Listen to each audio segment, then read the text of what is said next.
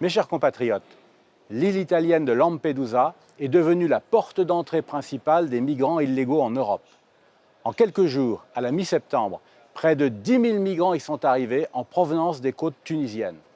Cela prouve hélas, s'il en était besoin, que la submersion migratoire de l'Europe est une réalité. Pour mesurer l'ampleur du problème, je me suis personnellement rendu du 26 au 28 septembre à Palerme et à Lampedusa avec une délégation du groupe Identité et Démocratie. Ce que j'y ai vu a hélas dépassé mes craintes.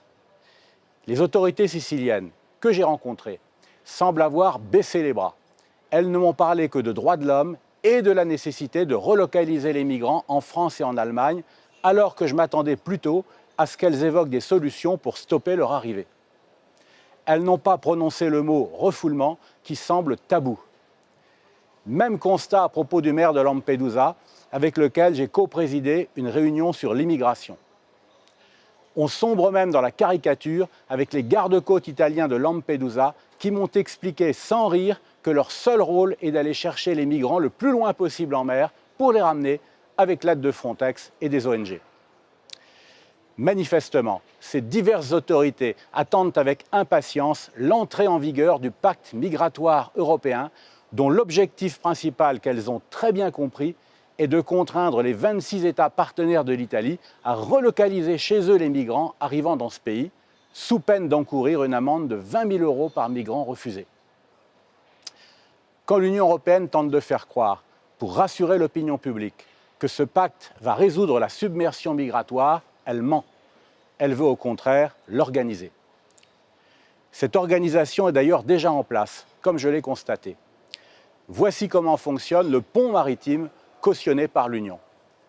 Des passeurs fournissent en Tunisie des bateaux à moteur aux migrants, sans contente d'entraver la fourniture de ces moteurs qui sont pourtant de fabrication occidentale.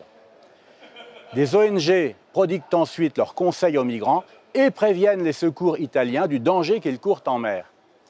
L'agence Frontex, en bonne hôtesse d'accueil, envoie alors ses avions pour les repérer et communiquer leur position aux gardes-côtes italiens. Il ne reste plus finalement à ceux-ci qu'à aller les chercher. Ces personnes, dont je rappelle qu'elles sont dans leur écrasante majorité des migrants illégaux, qui violent délibérément nos lois relatives à l'entrée des étrangers, sont alors accueillis dans des hotspots, c'est-à-dire des centres de répartition comme celui que j'ai visité à Lampedusa. Elles n'y restent que quelques jours, le temps de leur trouver des hébergements partout en Italie, en attendant l'entrée en vigueur du pacte migratoire qui permettra de les relocaliser partout dans l'Union européenne. Chose à peine croyable, il n'y avait plus aucun migrant au hotspot de Lampedusa quand j'y ai pénétré. Les derniers ont été évacués d'urgence la veille de mon arrivée. C'est une obstruction flagrante à mon travail d'enquête parlementaire qui prouve le double jeu de l'Union européenne. On a voulu m'empêcher d'interroger les migrants qui m'auraient certainement confirmé la réalité du pont maritime que je viens de décrire. En définitive, cette mission m'a renforcé dans ma conviction que l'Union ne veut pas réellement stopper la submersion migratoire. Elle veut au contraire l'organiser, car elle estime de façon incroyable que cette submersion est la seule façon de résoudre la crise démographique que traversent plusieurs États européens, dont l'Allemagne. Comme le révélait dès 2015 le commissaire à l'immigration, le grec Avramopoulos, l'Union s'est fixée pour objectif d'accueillir 50 millions de migrants à l'horizon 2060. C'est bien la preuve que l'Union est le problème et non la solution. Si nous voulons stopper la submersion migratoire, nous devons retirer à la Commission toute compétence en la matière et rendre à la France et à chacun des 26 autres États membres la maîtrise de leur politique d'immigration.